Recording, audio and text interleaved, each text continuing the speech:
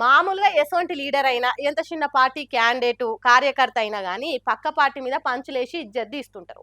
మోక దొరికితే చాలు మీ ముఖానికి గెలవకపోయినారు అని కారం పూసినట్టు కామెంట్లు చేస్తుంటారు. కానీ రాజాసింగ్ కథే అలా ఉంటది. బీఆర్ఎస్ నో కాంగ్రెస్ నో కాకుండా సొంత పార్టీ బీజేపీకే సొట్లు పెడుతుంటా ఒక్క సీటు కూడా గెలిచేంత సీన్ లేదని కమలం పాటోల కండ్లు తిరిగేటట్టు చేసింది ఇట్లా.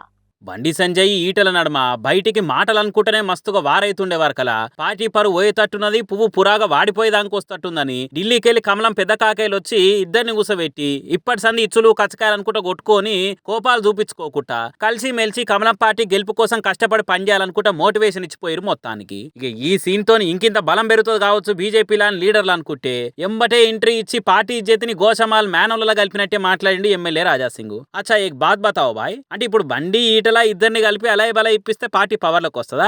ఇప్పుడు దాకా కష్టపడి పనిచేసిన కమలం సీనియర్ కార్యకర్తలను పట్టించుకుంటలేరు. ఇదివరకు గెలిచిన కార్పొరేటర్ల కష్టాలేంది అలా పరిస్థితులు ఏందని చూస్తురా? అసలు బూతు స్థాయి కార్యకర్తలు ఏం చెప్దాం అనుకుంటారు అని ఎన్నడన్నా మీరు ఏసీ రూమ్ లో సోఫాలో కూర్చొని మీటింగ్లు పెట్టుకొని ఛాయ్ తాగితే అధికారంలోకి వచ్చేస్తామా అంతేనా ఇంకా అని అనుకుంటా పాయింట్ అరుచుకుంటా ఆడితోనే ఆగకుండా వచ్చే జిహెచ్ఎంసీ ఎలక్షన్ల 3 సీట్లు గెలుస్తామని బీజేపీ చేసుకుంటున్న ప్రసారం మీద ఈ తీర కౌంటర్లు వేసిండు కమలయ్యలకు. మీడియాలో కానీ మీటింగ్లు కానీ పేపర్లో కానీ మేము చాలా స్ట్రాంగ్ ఉన్నాం, 3 మేయర్ సీట్ గెలుస్తాం అని స్టేట్మెంట్లు అయితే బాగా వస్తున్నాయి. 3 కాదు, ఒక్కటి కూడా కాదు, ఆ ఒక్కటి మేయర్ సీట్లో సగం గెలిచి చూపెట్టండి.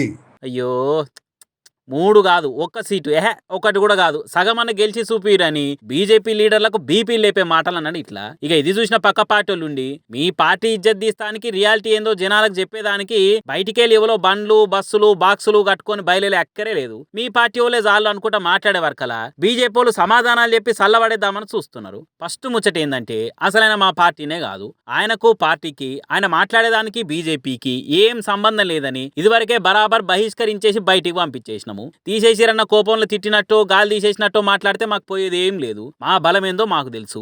ఏం పతారు లేకుంటేనే పోయిన అసెంబ్లీ ఎన్నికల్లా కేసీఆర్ కు పోటీగా నిలబెట్టి మా క్యాండిడేట్ ను గెలిపించి కాషాయం జెండా ఎగిరేసిన మా కామారెడ్డిలా 8 మంది ఎమ్మెల్యేలు 8 మంది ఎంపీలు గెలిచిరా మా పార్టీ తరపున. అయినా వచ్చే ఎలక్షన్ల దాకెందుగా ఈ బల్దియా ఓట్లనే మా బలం ఏందో చూపిస్తాము, బాజాబ్తా జెండా ఎగిరేస్తాము, మాకు అడ్డు రాకండి సార్ అని కేజీఎఫ్ ఆర్ఆర్లతోని బీజేపీకి ఎలివేషన్లు ఇస్తున్నారు. మరి రాజాసింగ్ రఫ్గానే మాటలనే తీరు తుస్తంటదా, లేకుంటే మోడీ ముఖం చూపించి ఓటు బ్యాంకుతోనన్నా ఓటుకు పడుతుందా బీజేపీ అనేది గ్రేటర్ ఎన్నికల్లో క్లారిటీగా తెలుస్తుంది పోరి.